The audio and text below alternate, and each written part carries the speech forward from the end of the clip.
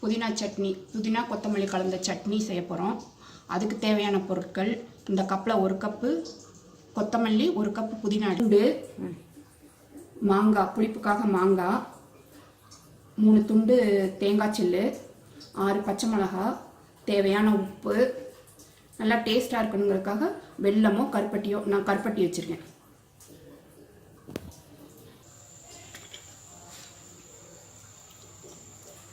கொஞ்சம் எண்ணெய்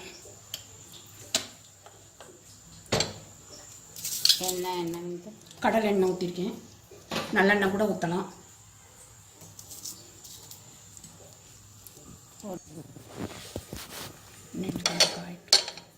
எண்ணெய் காஞ்சிருச்சு. பச்சை மிளகாய் இப்படியே போட்டால் நம்ம மேலே வெடித்து செதறும். அதனால் இப்படி ஒடிச்சு ஒடிச்சு போடணும்.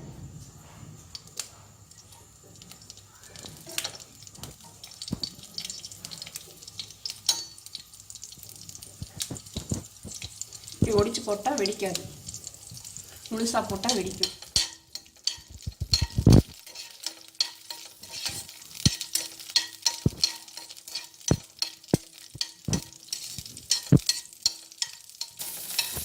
பார்த்தீங்களா, இப்போ வெள்ளை வெள்ளையாக வந்துடுச்சு. பார்த்தீங்களா, நல்லா வதங்கிடுச்சு. வதங்கினோன்னா தேங்காய், மாங்காய், பூண்டு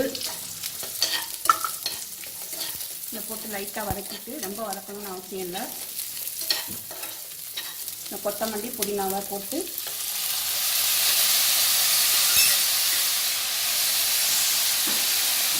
உடனே அடுப்பு ஆஃப் பண்ணிடணும். அந்த சூட்லேயே வதக்கினா போதும். இப்படி செஞ்சால் சட்னி ரொம்ப டேஸ்ட்டாக இருக்கும். ரொம்ப வதக்கக்கூடாது.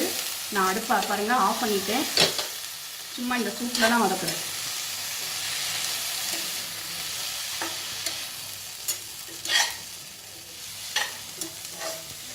இப்போ இந்த உப்பையும் வெல்லத்தையும் இதில் போட்டு கருப்பட்டி போட்டு அரைக்க போகிறோம். மிக்ஸி இது ஏற்கனவே பிரியாணிக்கு வெங்காயம் இஞ்சி அரைச்சது. இது ஆறினோன்னு இதில் போட்டு அரைக்க போகிறோம்.